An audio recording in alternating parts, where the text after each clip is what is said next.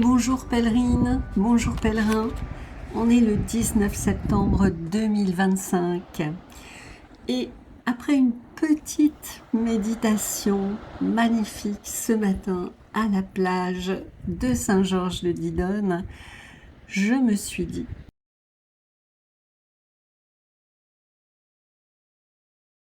de mon tirage, avant de vous le présenter et de présenter mes jolis decks et partager mon tirage, et aussi vous préciser que je ne suis pas une astrologue, ni même une apprentie astrologue, car je ne suis pas une bonne élève dans ce domaine, mais plutôt du genre cancre. Mais m'attachant au symbole, il m'a semblé que j'arrivais à comprendre certains aspects, entre guillemets, tout au moins avoir une compréhension de base.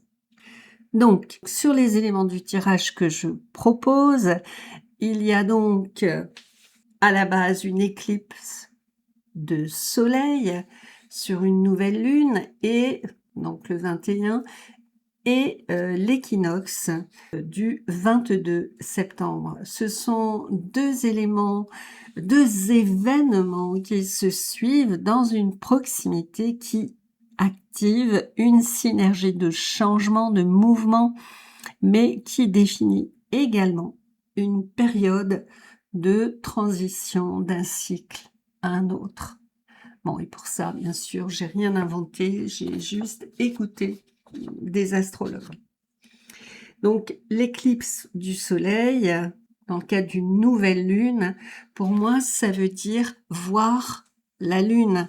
Donc, voir une lune qui normalement ne se laisse pas voir, qui est cachée.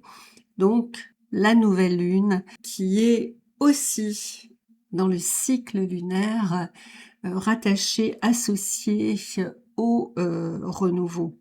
Quant à l'équinoxe, c'est un gigantesque portail et célébré depuis la nuit des temps, et c'est un portail qui se déroule dans l'équilibre entre la lumière et la nuit, avant de s'engager avec la baisse de la lumière dans la saison sombre pour tous dans notre hémisphère et sur le plan individuel dans notre espace intérieur, avec une idée de revenir à soi, un retour dans son intériorité, dans sa maison du tissage. Moi qui aime l'oracle des tissages.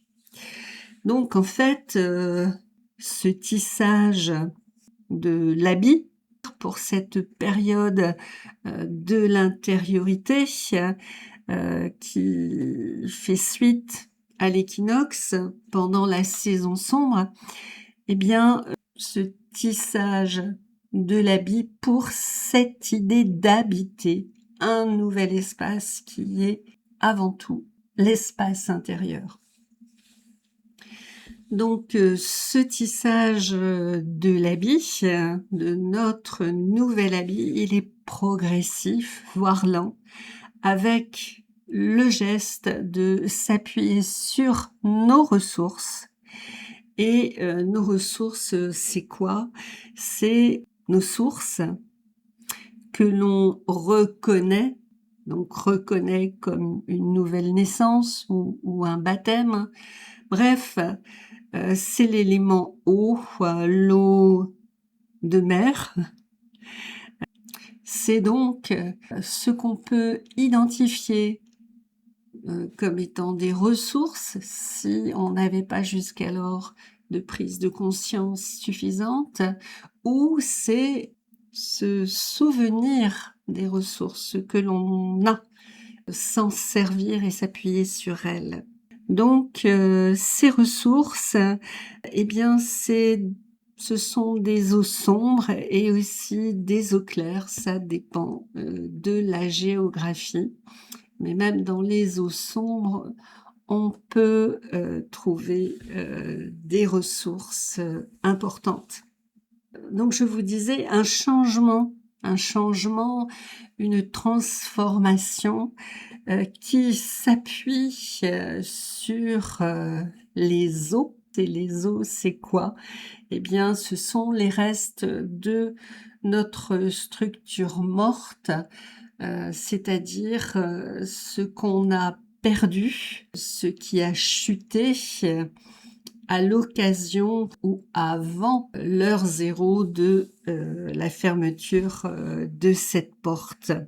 Et donc, ben justement, aborder la fin, c'est une bonne transition pour revenir à cette porte qui se ferme. Cette porte qui se ferme, qui est la première partie du tirage, qui correspond donc à l'éclipse, qui correspond à ceux qui chutent, ceux qui meurent, à ceux qu'on laisse derrière soi, à ce qu'on abandonne. Et donc, dans mon tirage, en ce qui concerne la porte qui se ferme, première partie du tirage, j'ai écrit dessous « Indépendamment de notre volonté, point d'interrogation ». Pourquoi?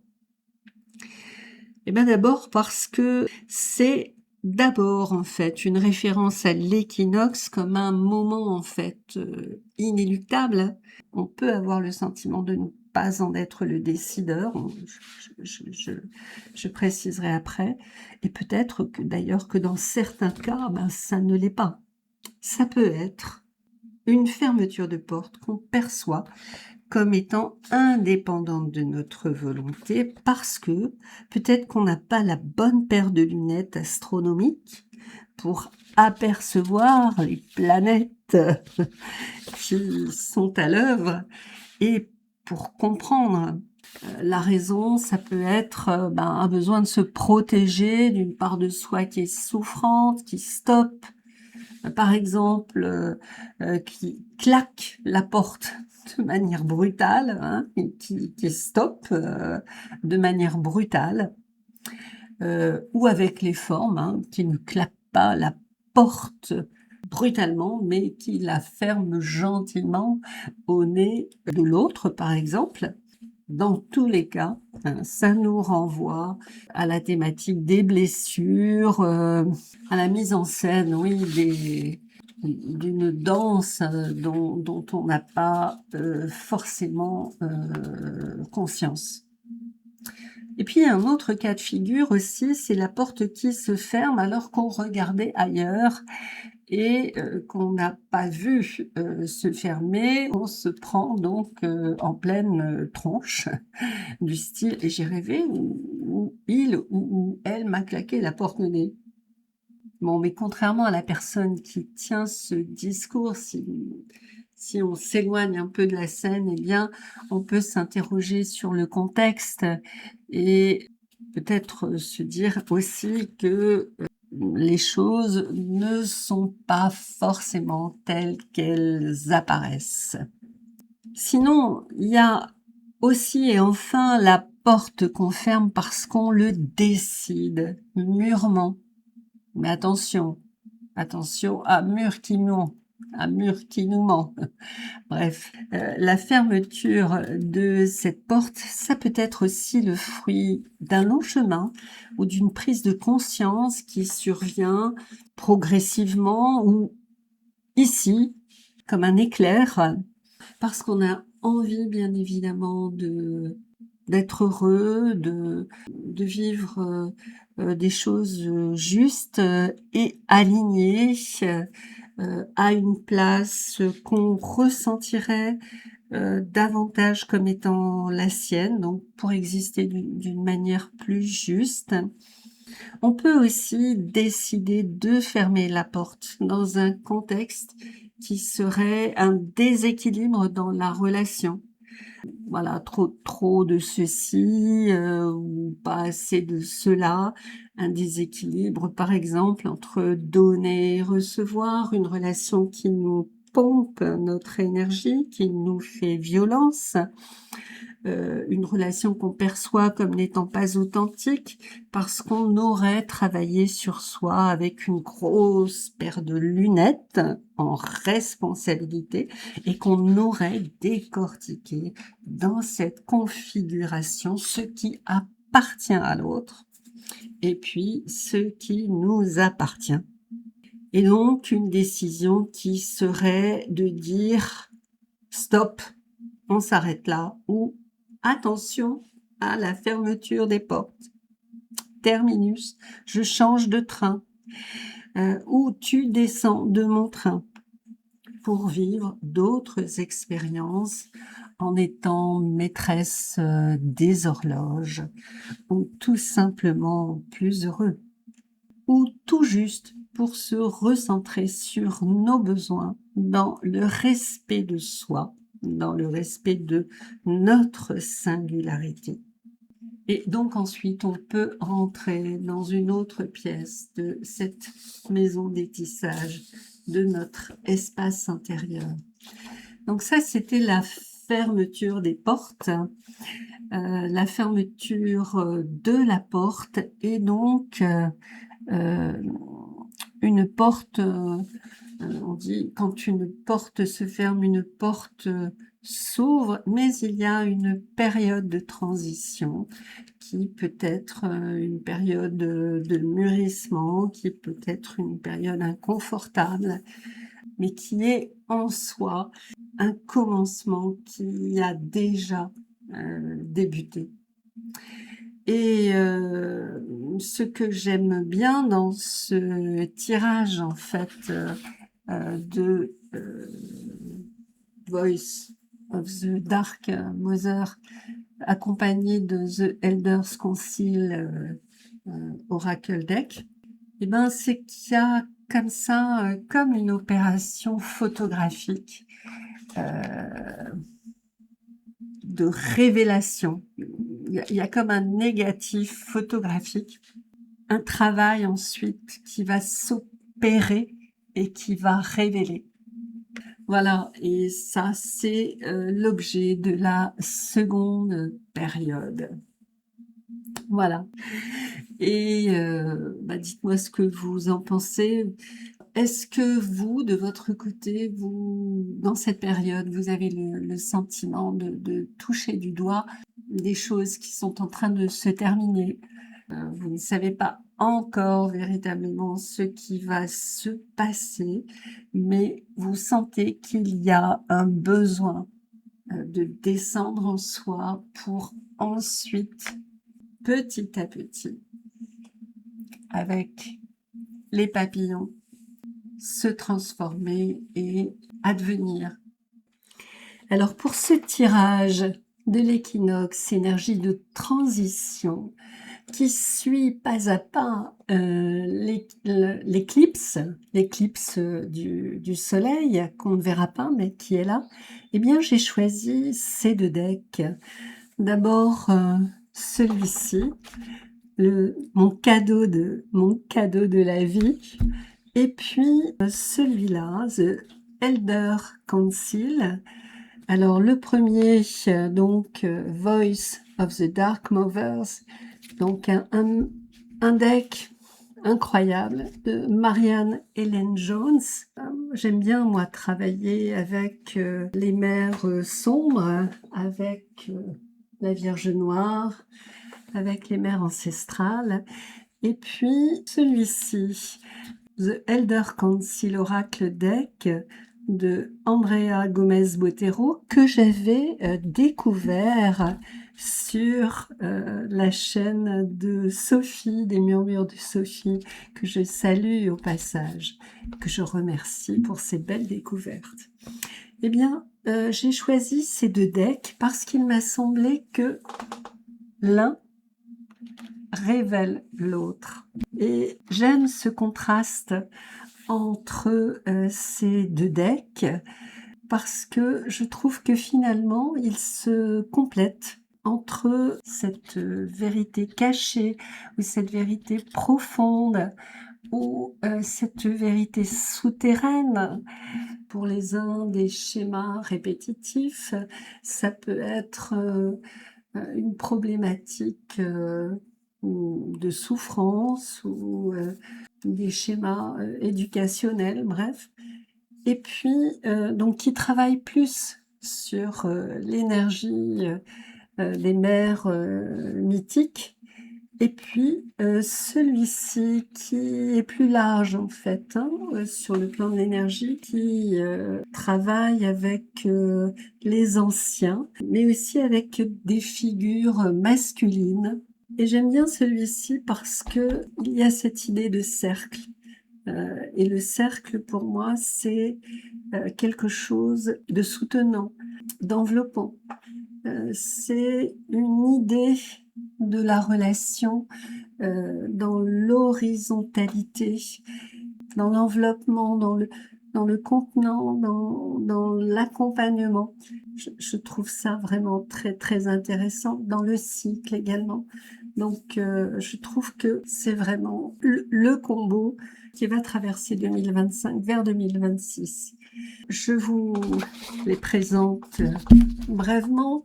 Vous avez eu l'occasion de les voir. Vous voyez que là, on a aussi une figure masculine.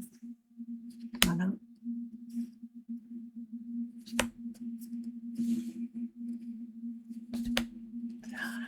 Je trouve qu'il y a une énergie qui se dégage de ce deck. C'est pour moi une énergie, comment dire, lumineuse,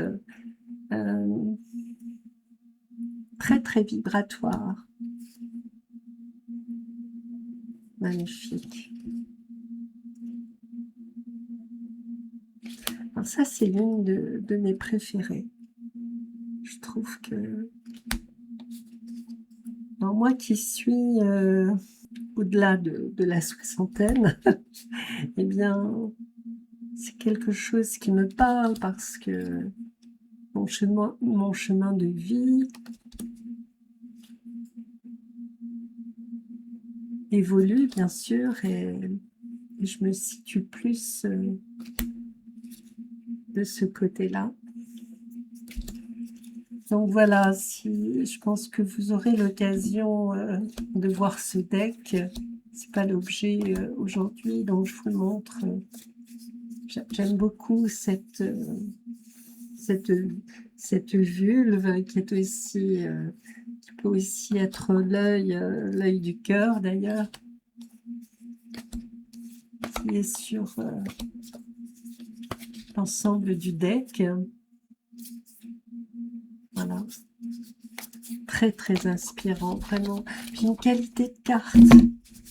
Et alors une créatrice, c'est là aussi très très très très belle. Une créatrice très réactive. Voilà. Donc voilà. Et puis cet autre deck. Bon, voilà. C'est mon soupir d'extase, quoi. Pour moi, c'est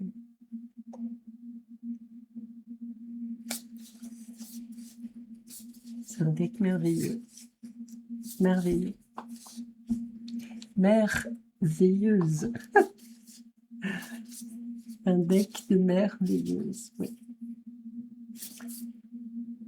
Donc, voilà, je ne vous les montre pas toutes, hein, parce que c'est pas l'objet. Donc, voilà celle que j'ai tirée.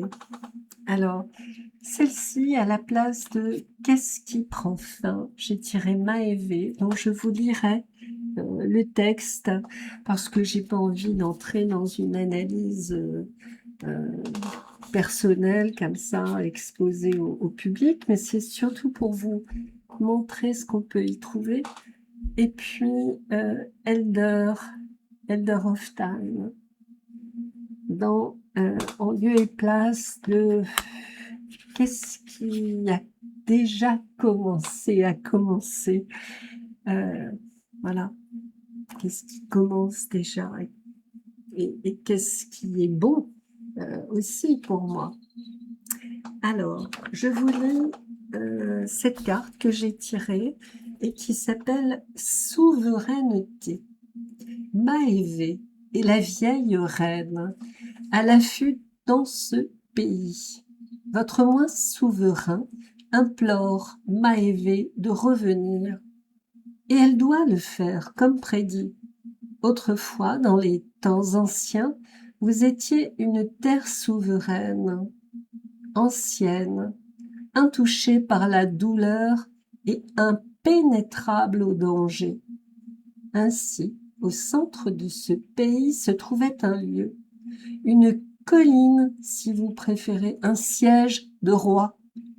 Ce lieu peut être appelé Tara, le centre de votre moi féerique. En ce doux centre, 5 routes se rencontrent, chacune ruisselant de bonté et d'abondance. En votre sein se trouve un royaume féerique, d'une infinie générosité. Autrefois, bien avant que vous ne vous en souveniez, ce pays fut conquis et perdu. Une grande bataille fit rage jour après jour, sanglante et violente. Maévé, l'ancienne, la reine légitime, vous a défendu, s'est battue pour vous, a tout donné pour vous, mais tout était perdu. La maladie a saisi la terre, et tu as ainsi oublié qui tu es et qui se cache dans le ventre de Tara, ton cher ventre. La nuit, tourmentée par les douleurs de son ventre, Maévé arrête le combat. Elle serre son ventre mou qui est Tara. Abattue par le combat qu'est la vie, elle est au bord de la rupture et son courage l'abandonne. Elle marche péniblement jusqu'au centre de la colline, là où 5 routes se croisent, le lieu secret qui sera bientôt englouti et perdu de vue. Elle écoute les 5 vents. Chacun lui parle de plus de bataille, de plus de chagrin, de plus de haine qu'elle ne peut jamais imaginer. Les langues du temps lui disent que l'homme et la femme seront perdus l'un pour l'autre, perdus dans la mer d'amertume et d'oubli. L'enfant sera perdu pour la mère, et les livres des fées seront volés et enfouis profondément, leurs pages rongées par les dents des rampants. Tout sera perdu. Elle espérait une vision positive pour l'aider à traverser cette épreuve, mais elle est inébranlable et elle doit agir. Elle trouve l'espoir de poursuivre le combat, même si elle sait que le pire du pire est certain. Elle enterre au doux coin des 5 routes une boîte à souvenirs remplie de bonnes choses. Votre courage, votre vertu, votre passion, votre vision, votre joie et votre douleur sacrée y sont présents. Toute la bonté qui vous est due est enfouie là, au plus profond de la colline de Tara. Trouvez-la maintenant, ma chère. Trouvez la boîte que nul ne peut voler, car elle n'est pas de ce royaume. Trouvez la boîte féerique remplie des délices de l'amour et de la vie. Vous êtes ancienne, au-delà de ce monde, et vos terres retournent peu à peu à la mémoire de la vérité. Vous êtes la reine sacrée, le roi légitime, le siège magique des sages. Revenez et vivez. J'étais très émue quand j'ai lu ce texte parce que c'est encore une synchronicité bavarde. Voilà, donc ça c'était en lieu et place de ce qui prend fin. Et pour moi, ce qui prend fin, ce qui prend sens pour moi, là, en lisant ce texte, c'est la souveraineté perdue et retrouver. Ça n'est pas forcément quelque chose au départ d'envisager comme étant quelque chose, une intention, voilà. Mais c'est arrivé par le fait d'un certain nombre d'événements qui, à la lumière de ce portail, prennent sens pour moi aujourd'hui. Et puis, la deuxième carte, en lieu et place de qu'est-ce qui commence déjà? Eh bien, c'est Elder of Time. Donc, je vais vous lire ce que Andrea Gomez Botero, qui dit des choses vraiment magnifiques. Je vais vous lire ce qu'elle dit. Donc maintenant, la lecture de l'ancienne du temps. Donc c'est une carte qui nous parle des cycles, de la patience, du timing divin de la nature. Le temps est l'une des grandes forces qui façonnent la vie telle que nous la connaissons. Jusqu'à très récemment, dans l'évolution de l'humanité, nous mesurions le temps en fonction des cycles de la nature. La nature dictait les temps d'action, de repos, de reproduction, de création, de célébration, de travail et de mort. Ce n'est que depuis la révolution industrielle et l'invention des machines que nous avons commencé à modifier notre compréhension du temps, passant de sa cyclité naturelle et évidente à un modèle linéaire, artificiel. L'impact de ce phénomène sur la psyché humaine a été considérable. Perdre contact avec nos cycles internes est l'une des plus grandes pertes de la civilisation moderne. Cela nous a contraints à fonctionner à un rythme profondément étranger à notre biologie, à notre énergie, à nos capacités et à notre nature. Vous êtes appelés à retrouver votre connexion à vos propres cycles et à votre rythme authentique. Il s'agit d'une déconstruction active du rythme effréné que l'on vous a appris à prendre pour le rythme de la vie.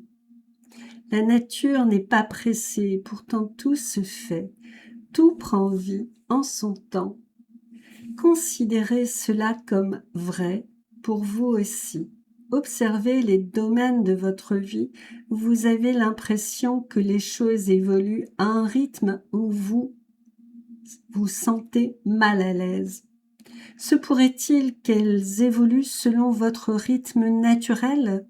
Pouvez-vous vous pencher sur la question et développer une plus grande patience?